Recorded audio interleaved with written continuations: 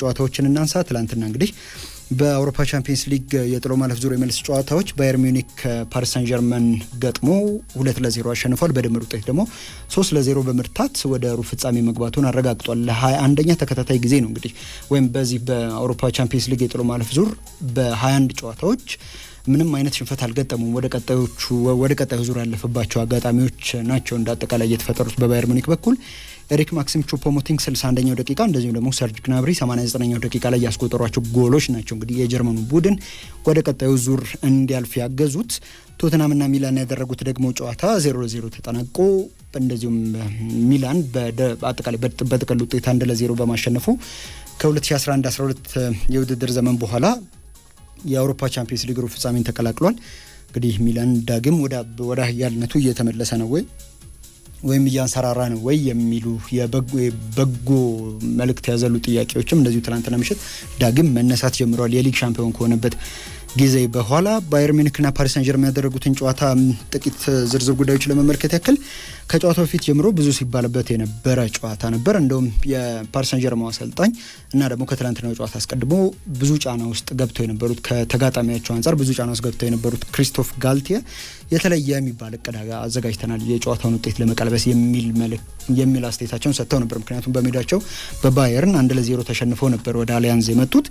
ዩሊያን ናግልስማን ደግሞ ተረጋግተን ከጀርባችን ቦታ ሳንተው እነ ኪሊያን ምባፔ እና ሊዮኔል ሜሲ አደጋ ሊያደርሱ የሚችሉበትን ክፍተት ሳንሰጣቸው እንግዲህ ጨዋታውን ተቆጣጥረን ለማሸነፍ እንሞክራለን ብለው ነበር እና ደግሞ የተሳካላቸው ደግሞ እሳቸው ነበሩ። ፓሪስ ሳን ጀርመን በ3-5-2 አሰላለፍ መስመሮችን ለመጠቀምና የባየር ሙኒክ ተጫዋቾች የሚተዉትን የዚህ የሳጥን አካባቢ የሚገኙ ክፍት ቦታዎችን በኪሊያን ምባፔ እና በሊዮኔል ሜሲ አማካይነት ለመጠቀም አቅዶ ነበር ወደ ሜዳ ገብቶ የነበረው። እንዳጠቃላይም ደግሞ የጨዋታ እንቅስቃሴ ያን ይመስል ነበር። በተለይ ደግሞ ስታንሲች የነበረበትን የባየር ሙኒክ የቀይ መስመር ስፍራ እና ኪሊያን ምባፔ ከግራ መስመር እየተነሳ ወደ ሳጥን እያጠበበ እየገባ ጎል እንዲያስቆጠር በታቀደበት እንቅስቃሴ መልኩ ነበር ለመጫወት ሲሞክሩ የነበሩ ኑኖ ሜንዴዝ እያገዘው ማለት ነውና በተለይ በመጀመሪያው አጋማሽ ከጨዋታው ጅምር አንስቶ ነበር ፔዤ ማጥቃትና ተጭኖ መጫወት የጀመረው። ገና በሁለተኛው ደቂቃ እንደዚሁ ኪሊያን ምባፔ ወደ ጎልነት ሊቀይረው የሞከረውን ኳስ ያን ሶመር አድኖበታል። 24ኛው ደቂቃም እንደዚሁ ሊዮኔል ሜሲ ለጎል ቀርቦ ተከላካዮች ተረባርበው ያወጡበትም ኳስ በዚህ ረገድ ተጠቃሽ ነው። የፔዥን ተጭኖ መጫወት ማሳያ መሆን ይችላል። 34ኛው ደቂቃ ላይ እንግዲህ የቡድኑ አምበልና በተለይ ደግሞ ይሄ ኳሶችን ማጥቃቱን የሚያስጀምረው በዋነኝነት ማርኪኒዮስ በጉዳት ምክንያት ተቀይሮ መውጣቱ ቡድኑ ላይ አሉታዊ ነገሮች በቡድኑ መታየት የጀመሩት ከዛኛው ቅጽበት አንስቶ ነው ብሎ መናገር ይቻላል። 37ኛው ደቂቃ ላይ ደግሞ ያን ሶመር የባየር ሙኒክ ግብ ጠባቂ የሰራውን ስህተት ተጠቅሞ ቪቲኒሃ ወደ ጎል የሞከረውን ኳስ ማቲያስ ደሊክት ከጎል መስመር ላይ ነው የወጣውና ምናልባት የጨዋታው ቅያሪ ነጥብ ወይም ደግሞ ጨዋታው የተቀየረበት ሞመንት ወይም አጋጣሚ ያ ነበር ብሎ ማንሳት ይቻላል። ከዛ በኋላ የባየር ሙኒክ ተጫዋቾች ሲነቃቁ የፓሪስ ሳን ጀርመን ተጫዋቾች ደግሞ በዚህ በማጥቃቱ እንቅስቃሴያቸው በኩል ወረድ እያሉ እና ደግሞ በመከላከሉ በኩል ያን ያክል የተደራጀ የሚባል የመከላከል እንቅስቃሴ ሳያሳዩ ነበር ጨዋታው የተጠናቀቀው። በባየርን በኩል አሰልጣኛቸው አስቀድሞ እንዳነሱት ኳሱን ለፓሪስ ሳን ጀርመን በመስጠትና በተደራጀ መከላከልና መልሶ ማጥቃት እንግዲህ ተጋጣሚያቸው ለአደጋ ለመፍጠር ነበር ሲሞክሩ የነበረው። ሊዮን ጎሬስካ የሞከረው እንደዚሁም ደግሞ ጀማል ሙሲያላም የሞከሯቸውና ጂያንሉጂ ዶናሩማ ያዳናቸው ኳሶች በባየር ሙኒክ በኩል በመጀመሪያው አጋማሽ ተጠቃሽ ሙከራዎች ነበሩ። አጠቃላይ በጨዋታው ጨዋታውን ማን ተቆጣጠረው ወይም ደግሞ ጨዋታው ማን በሚፈልገው መልኩ አስኬደ የሚለውን ነገር ስንመለከት ባየር ሙኒክ ካለውም ልምድ እንደዚሁም ደግሞ ተጫዋቾቹም ደግሞ ለረጅም ጊዜ አብረው ከመጫወታቸው አንጻር ያሰልጣኛቸውንም ደግሞ እቅድ በመተግበሩ በኩል የተሳካላቸው ነበሩ ብሎ መናገር ይቻላል። ከዛ በተጨማሪ የስቴዲየሙም ድባብ ደጋፊዎቻቸውም የነበራቸው ድጋፍ ተጋጣሚ ቡድን ላይ ጫናዎችን ማሳደር እነርሱን ደግሞ ማበረታታቱ ላይ አስተዋጽኦ አበርክቷል ብሎ መናገር ይቻላል። በሁለተኛው አጋማሽ 52ኛው ደቂቃ ላይ ጀማል ሙሲያላ ከሳጥኑ ጫፍ ላይ ያሻማውን ኳስ ኤሪክ ማክሲም ቹፖሞቲንግ በግንባሩ ገጭቶ ቢያስቆጥርም ቶማስ ሙለር እንግዲህ ኳሷ ወደ ጎል እየሄደች በነበረችበት ሰዓት እንግዲህ የጨዋታው እንቅስቃሴ ውስጥ ተሳትፏል በሚል እና ደግሞ ያን ደግሞ ሲያደርግ ከጨዋታው ውጭ የሆነ አቋቋም ላይ ነበር በሚል ጎሉ ሳይጸድቅ ቀርቷል፣ ተሽሯል። ግን 61ኛው ደቂቃ ላይ መልሶ ኤሪክ ማክሲም ቹፖሞቲንግ ጎል አስቆጥሯል። የባየርን ተጫዋቾችን ፕሬሲንግ መቋቋም ተሰኗቸው የፓሪስ ሳን ጀርመን ተጫዋቾች የሰሩት ስህተት ዋጋ አስከፍሏቸዋል። በዚህ ሂደት ቶማስ ሙለር ከቬራቲ የነጠቀውን ኳስ ለጎሬስካ አቀብሎት ጎሬስካ ደግሞ ነጻ አቋቋም ላይ ለነበረው ኤሪክ ማክሲም ቹፖሞቲንግ ሰጥቶት በአውሮፓ ቻምፒየንስ ሊግ እስካሁን ባደረጋቸው 6 ጨዋታዎች አራተኛ ጎሉን አስቆጥሯል። የቀድሞ ክለቡ ላይ ጭምር ነው ጎል ያስቆጠረው። በሂደት የጨዋታውን የበላይነት የወሰደው ባየርን በአጠቃላይ በውድድሩ ላይ የነበረው ልምድ ጠቅሞታል ብሎ ማንሳት ይቻላል። ሲያደርጋቸውም ደግሞ የነበሩ ቅያሬዎች አጠቃላይ 2-0 እንደሚመራና የጨዋታውን ውጤት ማስጠበቅ እንደሚፈልግ ቡድን ሳይሆን ጭራሽ እንደውም እየተመራ እንዳለ ቡድን ነበር የነበሩ ቅያሬዎች። የማጥቃት አቅም ያላቸውን ተጫዋቾች ነበሩ። እነ ሌሮይ ዛኔ ነበሩ ተቀይረው ሲገቡ የነበረው፣ እነ ሳዲዮ ማኔ፣ እነ ሰርጅ ግናብሪ ነበሩ ተቀይረው ሲገቡ የነበረውና የማጥቃት ባህር ያላቸው ተጫዋቾች ተቀይረው ገብተው የቡድኑ መሪነት እንደዚሁ ይበልጥ አስፍተዋል።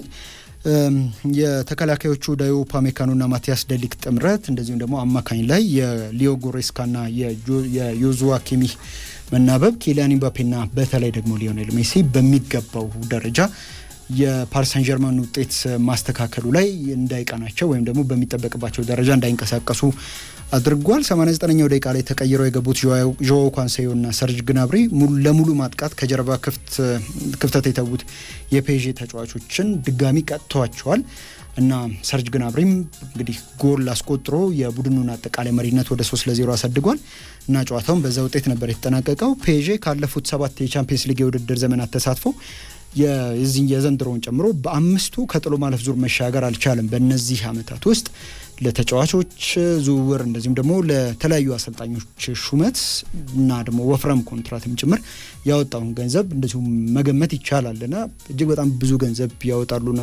ናስር አል ከላይፊ ግን ደግሞ ቡድናቸው እሳቸው በሚፈልጉት ደረጃ የአውሮፓ ሻምፒዮን መሆን አልቻለም። ከወዲሁ የክሪስቶፍ ጋልቲየ ስራም እንደዚሁ አደጋ ውስጥ ለመግባቱ ነው እየተነገረ የሚገኘው። ሊዮኔል ሜሲ በፕሮፌሽናል ተጫዋችነት ዘመኑ ከቻምፒየንስ ሊግ ሩብ ፍጻሜ ያልተገኘባቸው የውድድር ዘመናት በፓሪስ ሳን ጀርመን መለያ ያሳለፋቸው የውድድር ዘመናት ናቸው፣ የአምናና ዘንድሮ ማለት ነውና እርሱም እንደዚሁ ምናልባት በፔዤ ውሉን ላለማራዘም የሚችልበት እድል ሰፊ ስለመሆኑ ነው እየተነገረ የሚገኘው። ባየርን ፔዤ ላይ ካስቆጠራቸው ያለፉት 6 ጎሎች 5ቱን የቀድሞ ተጫዋቾቹ ናቸው እንግዲህ ያስቆጠሩበት። የፔዤ የቀድሞ ተጫዋቾች ኤሪክ ማክሲም ቹፖሞቲንግ የትላንትናውን ጨምሮ 3 ጎል፣ ኪንግስሌይ ኮማን ደግሞ ፓርክ ደ ፕራንስ ላይ ያስቆጠረውን ጨምሮ ከአመታት በፊት በፍጻሜ ላይ እነዚህ ሁለት ቡድኖች ሲገናኙ እንደዚሁ ተጨማሪ ጎል አክሎ እንደነበር ይታወሳል። እና በዚህኛው ውድድር ዘመን ባየርን ያደረጋቸውን የአውሮፓ ቻምፒየንስ ሊግ 8ቱንም ጨዋታዎች አሸንፏል። በ7ቱ ደግሞ ምንም ጎል ሳይቆጠርበት ነው የወጣውና ከዚህ ቀደም እንደዚህ አይነት ስኬታማ የሚባል ጉዞ የነበረው 2019-20 ላይ የአውሮፓ ሻምፒዮን በነበረበት አመት ነውና ዘንድሮስ እንግዲህ እንደዚህ አይነት አስደናቂ የሚባል ጉዞውን አስቀጥሎ የአውሮፓ ሻምፒዮን ይሆናሉ የሚለው ነገር ነው የሚጠበቀው። ኦፕታን ጨምሮ የተለያዩ ቁጥራዊ መረጃዎችን እያደራጁ የሚተነትኑ ተቋማት የዘንድሮን የአውሮፓ ቻምፒየንስ ሊግ ለማንሳት ቀዳሚውን ግምት የሰጡት ለባየር ሙኒክ ነውና ዩሊያን ናግልስማን ይህንን በማሳካቱ በኩል እስከምን ድረስ ይጓዛሉ የሚለው ነገር ነው የሚጠበቀው። ቶተናምና ሚላን ያደረጉት ጨዋታ ብዙ የሚባልበት አይነት ያልሆነ በተለይ ደግሞ በመጀመሪያው አጋማሽ አንድ ቁጥራዊ መረጃ አጠቃላይ የጨዋታውን መልክ ሊገልጸው ይችላል። በመጀመሪያው አጋማሽ በሁለቱም ቡድኖች በኩል አንድም ኢላማውን የጠበቀ ሙከራ አልተደረገም። በአጠቃላይ በሁለቱ ቡድኖች በኩል 4 ሙከራዎች ብቻ ናቸው የተደረጉትና በጣም ቀዝቃዛና ፉክክር አልባ የነበረ ጨዋታ ነበር። በሁለተኛው አጋማሽ እንደውም ኤሲ ሚላን በሁለቱም ረገድ የተሻለ የሚባል ቡድን ሆኖ ነበር። ጨዋታውን ማሸነፍ ግዴታ ውስጥ ገብቶ ይመስል የነበረው ቡድን ኤሲ ሚላን ነበር እና ግን በመከላከሉ በኩል የተደራጀ ነበርና የትላንትናውን ጨዋታ እንግዲህ 0-0 አጠናቆ ወደ ሩብ ፍጻሜ መግባቱን አረጋግጧል። አንቶኒዮ ኮንቴም ከጨዋታው መጠናቀቅ በኋላ ስለ ቆይታቸው ከቶተናም ጋር እስከ ሰኔ ድረስ የሚያቆይ ውል አለን፣ የውድድር ዘመኑ ሲያበቃ ከክለቡ ጋር እንግዲህ ተነጋግረን እንወስናለን መቀጠል ያለመቀጠልን ግን ማን ያውቃል፣ ከዛ በፊትም ልሰናበት የሚችልበት እድል ይኖራል እኮ የሚል አስተያየታቸውን ሰጥተዋል። ቶተናም ባለፉት 3 ጨዋታዎች እንግዲህ ሽንፈት ገጥሞታልና እየገጠሙት ደግሞ ሽንፈቶች እጅግ በጣም ከባባድ ሊባሉ የሚችሉ ናቸው። በኬኤፍኤ ካፕ በሼፊልድ ዩናይትድ ተሸንፎ ተሰናብቷል። በሊጉ በወልቭስ የደረሰበት ሽንፈት በአውሮፓ ቻምፒየንስ ሊግ የሚያሳትፈውን ደረጃ ይዞ እንዳያጠናቅቅ ሊቨርፑል እንዲጠጋው ወይም ደግሞ እንዲደርስበት አድርጓል። ሊቨርፑል የሚገኝበት ፎርም በጣም አስደናቂ እንደሆነ ይታወቃል ከቶተናም አንጻር። አሁን ደግሞ ትናንትና ምሽት በኤሲ ሚላን እንግዲህ ተሸንፎ ከአውሮፓ ቻምፒየንስ ሊግ ውጭ መሆኑ ተረጋግጧል። ዘንድሮም ያለ ዋንጫ እንደሚያጠናቅቅ ይሄኛው ውድድር ዘመን ከወዲሁ የተረጋገጠ ነው የሚመስለው። የቶተናም ነገር እንደውም ከሁለት ሳምንታት በፊት የመጨረሻ የሻምፒዮንስ ሊግ ዋንጫውን ያነሳበትን የመጨረሻ ዋንጫውን ያነሳበትን 15ኛ ዓመት እንደዚሁ ደጋፊዎቹ በሀዘን ውስጥ ሆነው ሲዘክሩ እንደነበር የሚታወስ ነው። ዛሬ የዩሮፓ ሊግ እና የዩሮፒያን ኮንፈረንስ ሊግ የጥሎ ማለፍ ዙር የመጀመሪያ ጨዋታዎች መደረግ ይጀምራሉ። በዩሮፓ ሊግ ስፖርቲንግ ሊዝበን ከአርሰናል ምሽት 2:45 ላይ የሚያደርጉት ጨዋታ ይኖራል። ሮማ ከሪያል ሶሴዳድ፣ ባየር ሌቨርኩሰን ከፌሬንች ቫሮሽ፣ ኡኒዮን በርሊን ከሮያል ዩኒዮን በተመሳሳይ ምሽት 2:45 የሚደረጉ ጨዋታዎች ናቸው። ምሽት 5 ሰዓት ላይ ማንቸስተር ዩናይትድ ከሪያል ቤቲስ፣ ዩቬንቱስ ከፍራይቡርግ፣ ሴቪያ ከፌኔርባቼ እንደዚሁም ደግሞ ሻክታር ዶኔትስክ ከፌኖርድ ጋር የሚያደርጓቸው ጨዋታዎች ይኖራሉ። በዩሮፒያን ኮንፈረንስ ሊግ ደግሞ የቆጵሮሱ ላርናካ ከዌስትሃም ጋር ሲጫወቱ፣ አንደርሌክት ከቪያሪያል፣ ሼሪፍ ቲራስፖል ከኒስ፣ ፊዮረንቲና ከሲቫስፖር፣ ባዝል ከስሎቫን ብራቲስላቫ እና ሌሎችም ጨዋታዎች ይኖራሉ። ግን በተለይ የዚህ የእንግሊዝ ክለቦች የሚሳተፉባቸውን ወይም እነሱ የሚያደርጓቸውን ጨዋታዎች እናስቀድም። ያው የዩሮፓ ሊግን ለማንሳት ቀዳሚ ግምት ከተሰጣቸው ቡድኖች መካከል አንዱ የሆነው አርሰናል በዚህኛው ጨዋታ እንግዲህ ከሜዳ ውጭ በሚያደርገው ጨዋታ ላይ ምናልባት በጨዋታው የመሰለፍ እድል ላላገኙ ቡድኖች ላላገኙ ተጫዋቾች እድል ሊሰጥ እንደሚችል አሰልጣኝ ሚካኤል አርቴታ ትናንትና ከጨዋታው አስቀድሞ በነበረው ጋዜጣዊ መግለጫ ላይ ገልጿል እና በይሄኛውን ውድድርም እንደዚሁ ማንሳት እንፈልጋለን። ከሀገር ውስጥ ውድድሮች ባለፈ በአውሮፓም እንግዲህ ያለንን አቅም መፈተሽ እንፈልጋለን የሚል አስተያየትን ነው የሰጠው እንግዲህ ከጨዋታው አስቀድሞ እና በዚህኛው ጨዋታ ላይ በእርግጥ ሁሉም ጨዋታዎች ላይ ተጫዋቾች መጫወት ይፈልጋሉ። ግን እንደዚህ አይነት ጨዋታዎች ደግሞ ይበልጥ የመሰለፍ እድል ላላገኙ ተጫዋቾች በአማራጮችን እንድንሰጥ እድል ይከፍቱልናል የሚል ነገርን ከተናገረ በኋላ ግን ከውድድሩ ክብደት አንጻር በጨዋታውን ለማሸነፍ ያግዙናል ብለን የምናስባቸው ምርጥ ተጫዋቾች ነው ወደ ሜዳ ይዘን የምንገባው የሚል ነገርን እንደዚሁ ገልጿል። ወደ ልምምድ የተመለሰው ጋብሪኤል ጄሱስን በተመለከተም እንደዚሁ ጥያቄ ቀርቦለት ነበር። በዛሬው ጨዋታ ላይ ይሰለፋሉ ወይ ተብሎ ተጠይቆ ያው በግልጽ ያለ መልስ አልሰጠም። ተጫዋቾችን ይዘን ወደ ፖርቹጋል መተናል እና ጨዋታው ሲደርስ እንግዲህ ማን ይሰለፋል ማን አይሰለፍ የሚለውን ነገር እንለያለን ብሏል። ግን ጋብሪኤል ጄሱስ በዓለም ዋንጫው ወቅት ነበር የጉልበት ጅማት መበጠስ ጉዳት አጋጥሞት የነበረውና እስካሁን ድረስ ወደ ሜዳ አልተመለሰም። ግን ከቡድን ጓደኞቹ ጋር ሙሉ ልምምድ መስራት ጀምሯል። በርካታ የአርሰናል ደጋፊዎች የዚህን ተጫዋች መመለስ ይጠብቃሉ። ምክንያቱም ከማንቸስተር ሲቲ ወደ አርሰናል ከተዘዋወረ በኋላ በቡድኑ ውጤታማ ጉዞ ውስጥ የነበረው አስተዋጽኦ ምን ያክል ጉልህ እንደነበር ይታወቃልና ምናልባት በዛሬው ጨዋታ ላይ ቢያንስ ከተጣዋቂ ወንበር ላይ ሊነሳ የሚችልበት እድል እንዳለ ነው እየተነገረ የሚገኘው። የአርሰናል ተጋጣሚ የሆነው የስፖርቲንግ ሊዝበን አሰልጣኝ ሩበን አሞሪም አርሰናል እንዴት ባለ አስደናቂ የሚባል የውጤት ጉዞ ላይ እንዳለ እናውቃለን እና ግን ለዚህ ክብር አለን አድናቆታለን። ግን ይሄ ማለት ፈርተናቸው ወይም ደግሞ እኛ ያነሰ ግምት በተሰጠን ልክ ሆነን እንገባለን ማለት አይደለም።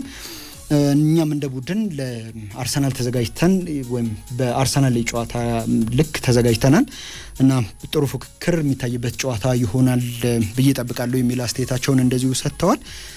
ምናልባት በዛሬው ጨዋታ ላይ በአርሰናል በኩል ከጋብሪኤል ጄሱስ በተጨማሪ ሊያንድሮ ትሮሳርድም ከጉዳቱ አገግሞ ሊሰለፍ የሚችልበት እድል አለ። ግን ሚካኤል አርቴታ ከወዲሁ ፈታኝ የሆነበት ነገር አሁን ባለው ስኳድ በፕሪሚየር ሊጉም እንደዚሁም ደግሞ በዩሮፓ ሊጉም ለሻምፒዮንነት የመፎካከር አቅም ይኖረዋል። ምክንያቱም በጨዋታዎች መካከል ያለው የእረፍት ጊዜ በጣም አጫጭር ቀናት እየሆኑ ነው የሚገኙት።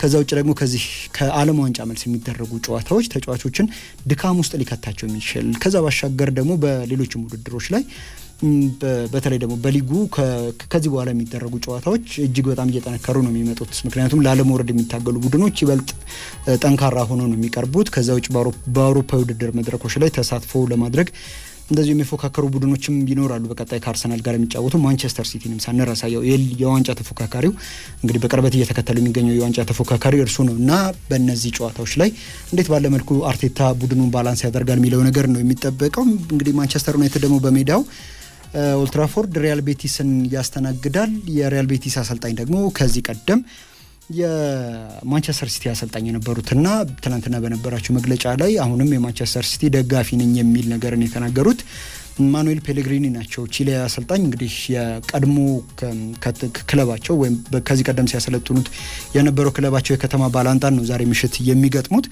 ከዚህ ጨዋታ አስቀድሞ አሰልጣኝ ኤሪክ ቴን ሃግ በርካታ ጉዳዮች ላይ ሀሳባቸውን ሰጥተዋል።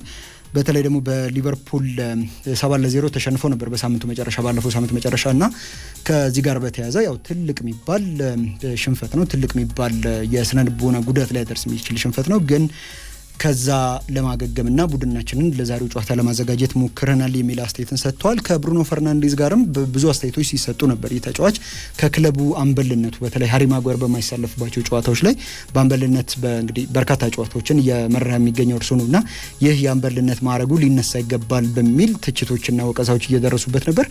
ብሩኖ ፈርናንዴዝ አሁንም የቡድናችን ቁልፉ ተጫዋች ነው። ሃሪ ማጓየር በማይኖርባቸው ጨዋታዎች ላይ የቡድኑ አምበል ሆኖ ይቀጥላል።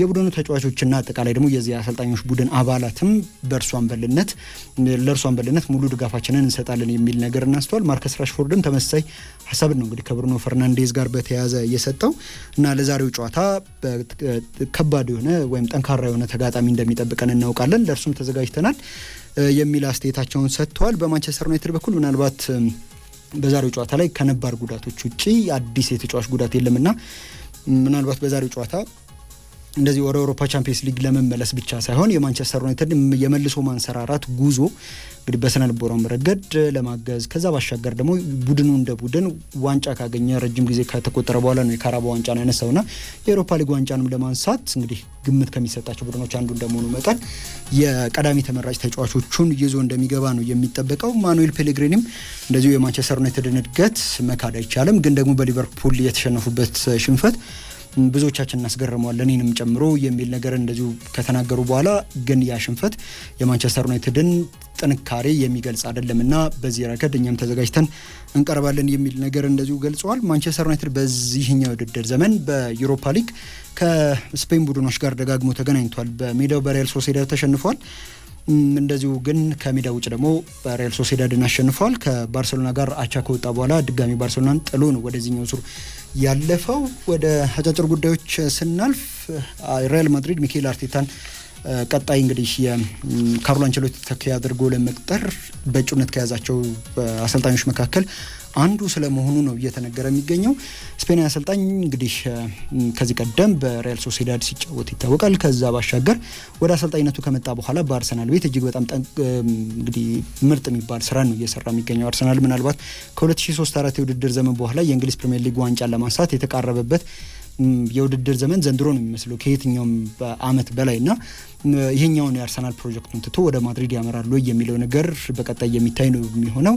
ግን ከአርሰናል ጋር እንደዚሁ ውሉን ለማራዘምና በክለቡ ለቀጣይ በርካታ አመታት ለመቆየት የሚያስችለውን ንግግር እንግዲህ መጀመሩም ወኪሎቹ ቢያንስ መጀመራቸው ነው እየተነገረ የሚገኘውና ሪያል ማድሪድ ይህንን አሰልጣኝ